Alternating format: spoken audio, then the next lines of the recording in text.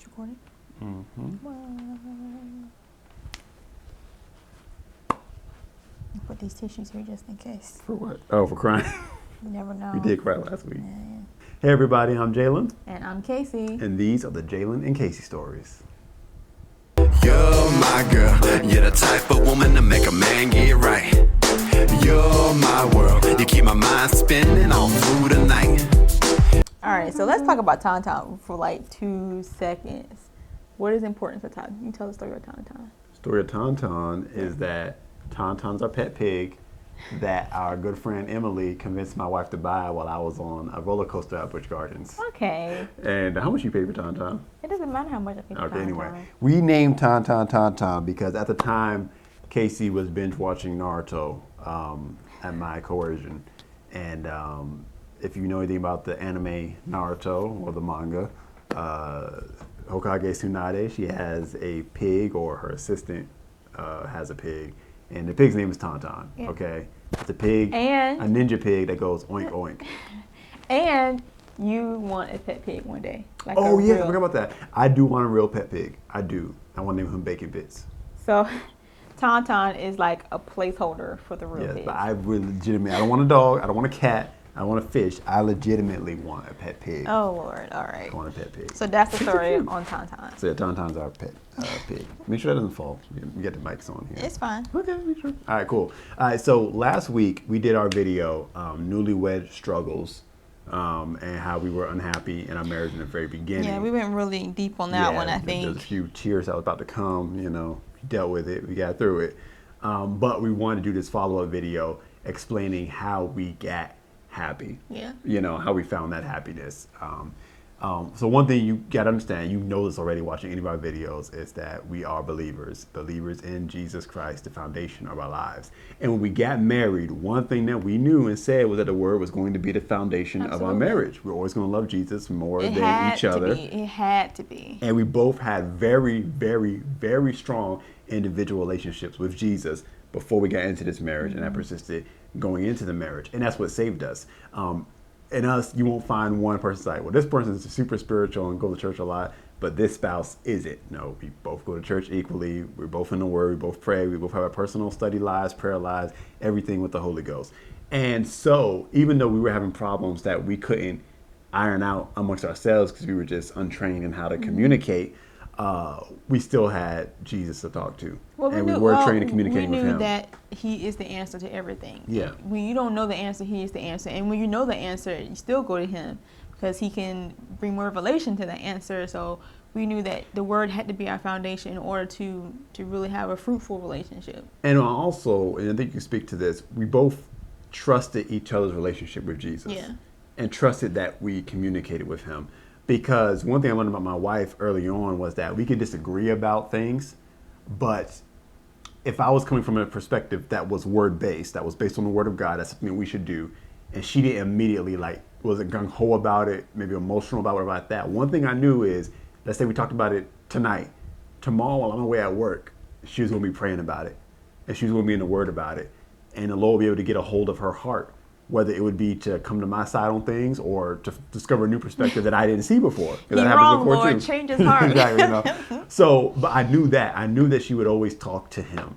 And we have both very different ways of communicating with the Lord, very different prayer lives. I feel like I want to do a video on that too. But every time we do a video, a new video comes out. Yeah. But those individual prayer lives are what saved us, because whenever we have an issue, we never reached a point where we were like giving up, you know? I mean, for one thing, we understood we were too early in our marriage to even consider the idea of giving up. Well, not according to that poll that said in the first 3 years. I think, let's just dial it back a little bit. We understood before getting married the purpose of the reason why we got married. Exactly. And I really believe that is what really kept us in the game, because we knew that our marriage was going to be a ministry. Yep. And I like to call it a kingdom business transaction. Yep. You know, 2 kingdom agents coming together for the big purpose of promoting the kingdom of God through marriage. So we knew that. And we wasn't oblivious to the idea that Satan's going to try to steal, kill, destroy our relationship. We know how much the devil hates marriage. He hates family, and family starts with marriage. So we knew that coming into the gate. So we weren't blind to that. We just wasn't prepared. I guess ready for how quick it happened. And for us, I think it kind of blindsided us because, like, we feel like, okay, we should be having these issues right out the gate. These are like 3 years down the road, maybe 5 years down the road issues, maybe 10 years down the road issues. But I truly believe that because of the nature of the ministry that God is putting us in, we experience things early on because of what God needed us to do. Yeah. So one that you mentioned that about kingdom business. And I think a fear that maybe I had, or not even fear, but just I was willing to settle for, was that I was never going to be exactly as happy as I thought I was in this marriage. And that it was just going to be like okay, we're going to do ministry together. And that's going to be our thing. And I love ministry. So early on, some of my greatest moments where I adored her the most was when we were doing ministry together. But it was like the romantic spark was missing. The communication was bad. So it was just, there were other problems. But it's going to be like, all right, we're just going to be a ministry family, and that's going to be our thing. Business partners. But that was not good enough for you. No. You always told me that you did not want to be a couple who everything looked good on the outside, will be on YouTube, will be on Instagram, make it look good, but behind the scenes we're unhappy. You were not willing to settle for that. So even though we were unhappy, I believe in your prayer life, you were fighting against that tendency, that trend to just look one way on the outside, but to be unhappy on the inside. And you did not want that. And, I think sometimes you fought harder for that even than I did sometimes when I was willing to just kind of settle, because I'm the type of person who would just suffer through things when I didn't know the answer. Well, I think, at the point I was in my life when we got married, I was more focused on the quality of my life. Yeah. And it's like, if I'm going to do this, it's going to be good. Yeah. And I don't plan on doing this multiple times. It's just one time, and we're going to make this thing work. Mm-hmm. And I believe that God put it together. I really believe that. And I knew I loved you, and I knew that God called us together. But all that we were experiencing just didn't make sense to me. And I know what the word says. God gives us eternal life. He gives us life more abundantly. He gives us life to enjoy. So if I'm not enjoying what God has given me, then there's something wrong. There's something missing, and I need to discover what that is so we can start enjoying the good life that God promised us.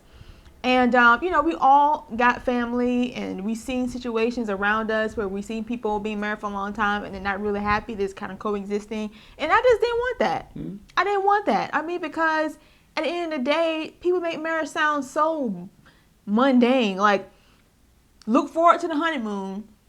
But after the honeymoon, it's down here from there. And it's like, come on, man. Yeah. It has to be more to life than that.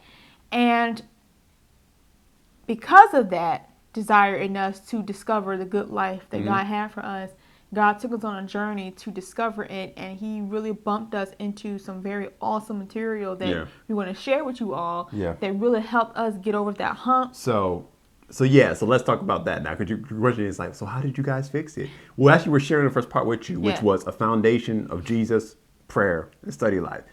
So I want to make that clear, because everything else we share with you, if you skip that first step, if you and your spouse are not born again, I can't guarantee you that everything else we did will work for you. I just really can't, because that was something that was ongoing before we got married, and we first got married while having these problems. And it's because of that we truly believe that all these resources that we came across, we found them. Yeah. Because a lot of people don't find this stuff. No. A lot of people don't know where to look, And I remember you telling me how you found those marriage videos. You said, what did you do? You were just searching?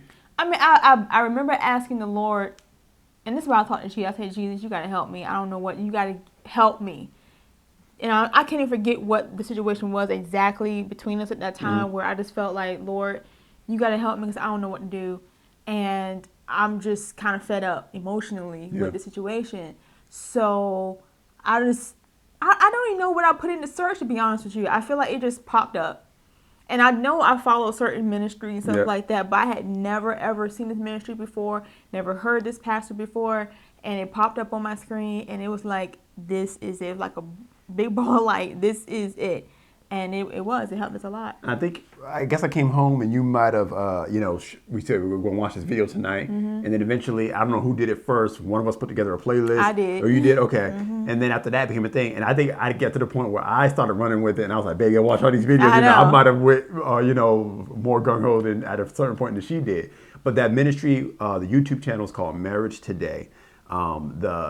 Pastor Jimmy Evans and his wife Karen Evans. You're going to put their link in the description bar. So MarriageToday, that's one of the first resources. That's actually not the first one we came across. That's actually the second one. I came across the first one, I think. Yeah. Which is a book. We're going to get to that, but I just want to talk about this first, MarriageToday. That was sent from God. You prayed for it. You searched. You found it. Seeking, you'll find. It's the Bible. Just the word is good. The word promises. You're going to find it. You found it. And so we found MarriageToday. So that was, because here's the thing, the grand answer, just to give you to spoil the ending, the grand answer to fixing this problem is communication. Yes. And when you have a problem communicating, you need help starting the conversations that are hard to talk about. I think two of our biggest issues were money, financial issues that would cause a lot of stress between us, and sexual intimacy that was causing a lot of issues between us. And those are two things that are very difficult for people to talk about.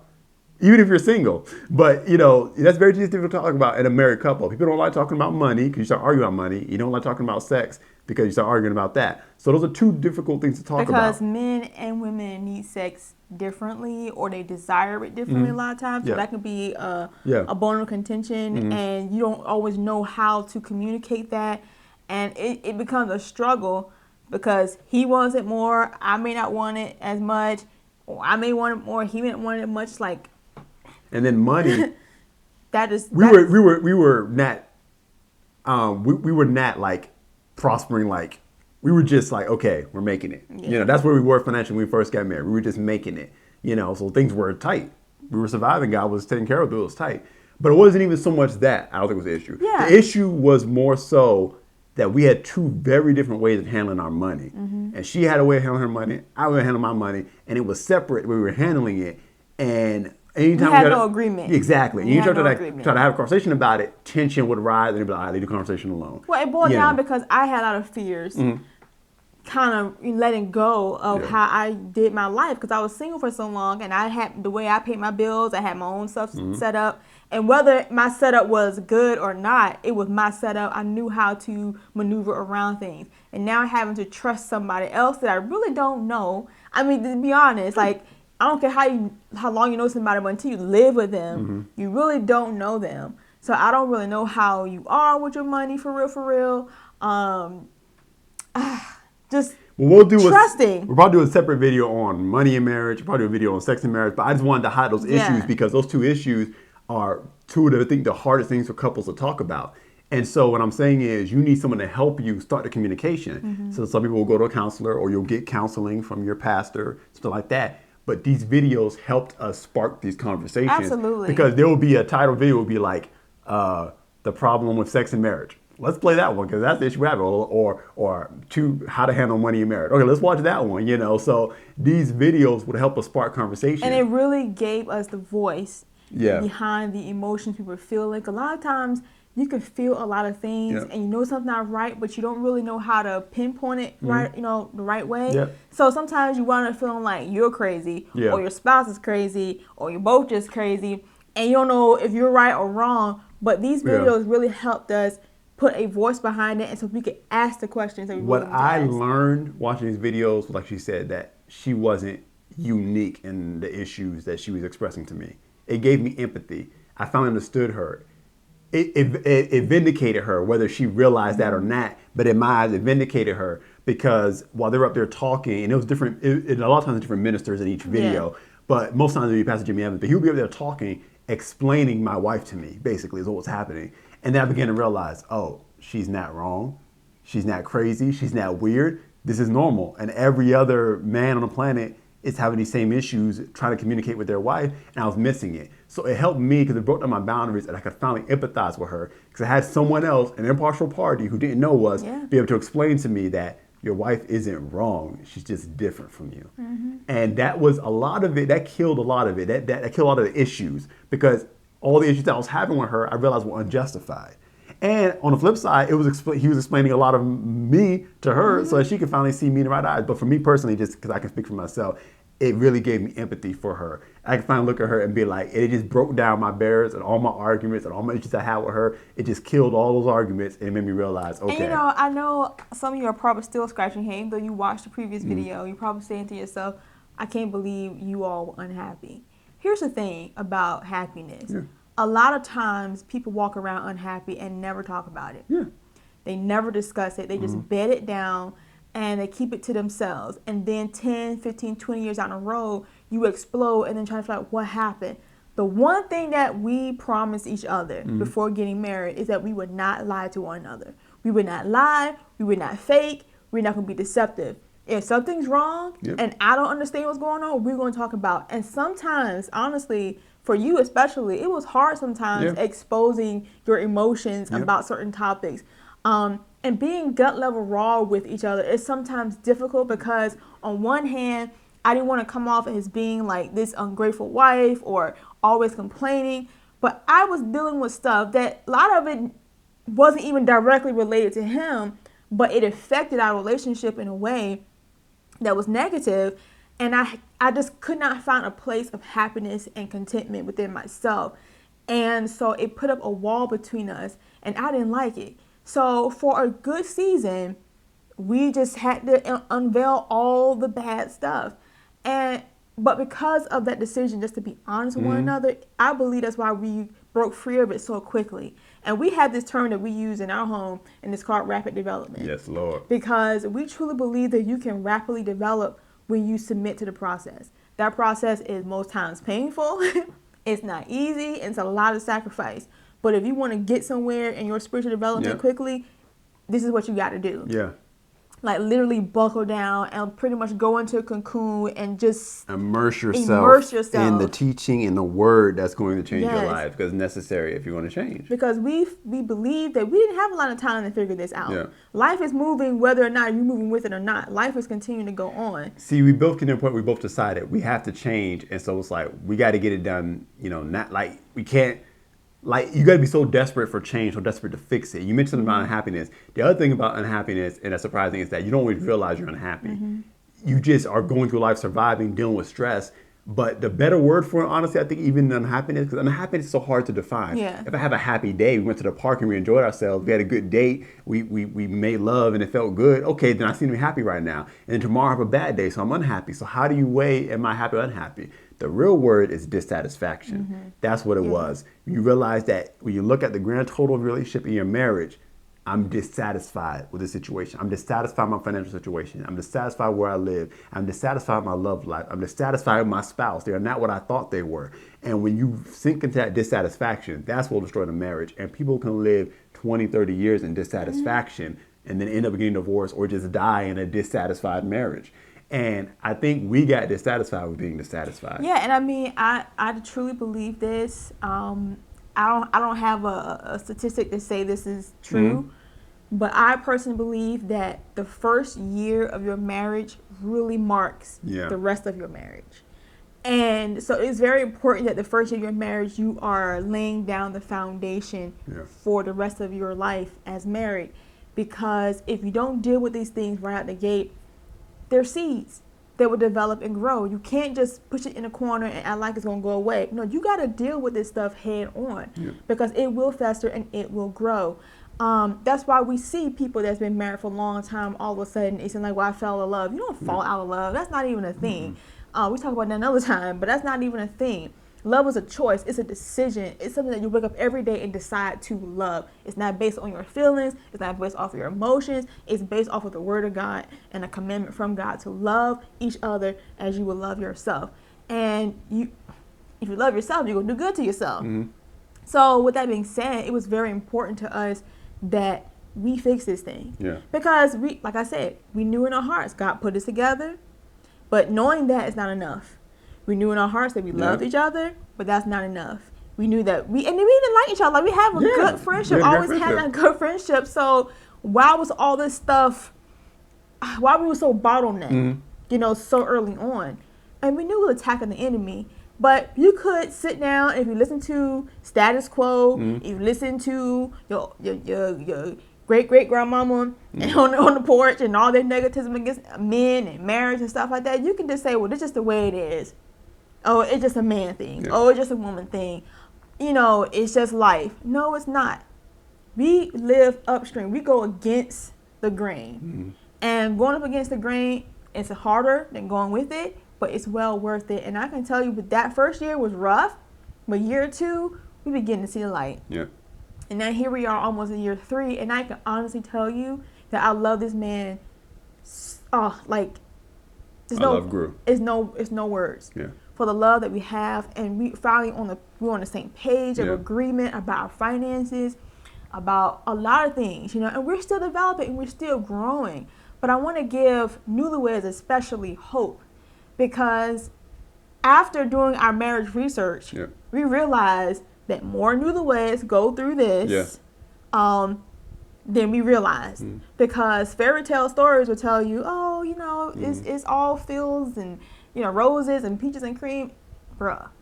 But like again, we're used to wearing a smile and trying to go through it. And I think the most annoying thing when we first got married is that, you come back from your honeymoon and everybody's, applauding you. Oh, y'all newlyweds, and I know y'all doing it 24/7, and, y'all having fun. You can't keep your hands from each other.